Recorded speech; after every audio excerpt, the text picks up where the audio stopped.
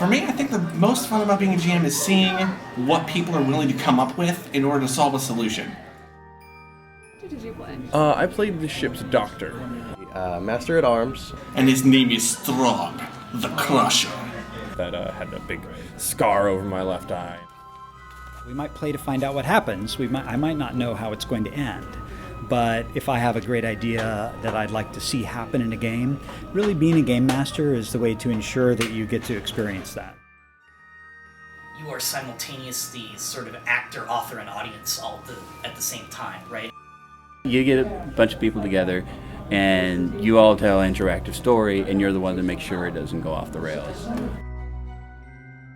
I prefer to be in GM just because I like the storytelling aspect of it and the creating the stories.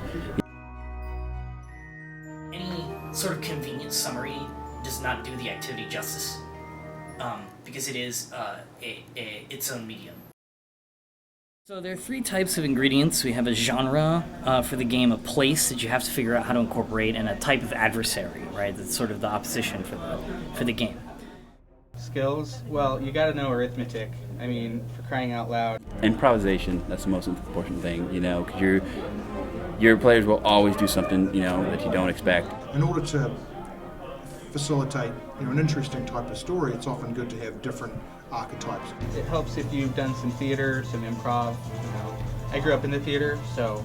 Massive use of imagination.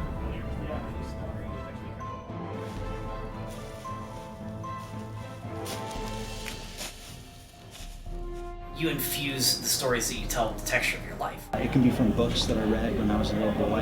It can be from a story someone has told me about a struggle with mental health. It can be really from anywhere at any time. Particularly guaranteed if you spend enough time sort of researching it, you'll find stories far more interesting than you would think were even possible, at least in terms of something being true or not. Oftentimes, fact is stranger than fiction.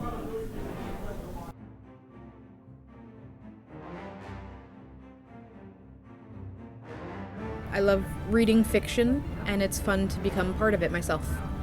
So, a lot of role-playing games have a tendency to be about, this very escapist sort of, wish fulfillment, we are, powerful heroes battling monsters. It really mirrors reality in a strange way. Some people might call it escapism, I guess, but you play the games to be something different, to be something new and exciting, and imagine yourself as something you wouldn't normally be.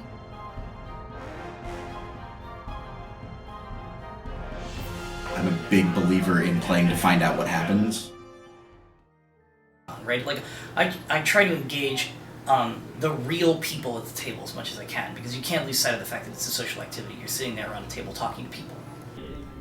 You have those moments every once in a while where, you're describing a scene or something like that, and, you look at your players and they're just enraptured. It's like, whoa, that's so cool, And that's, worth it.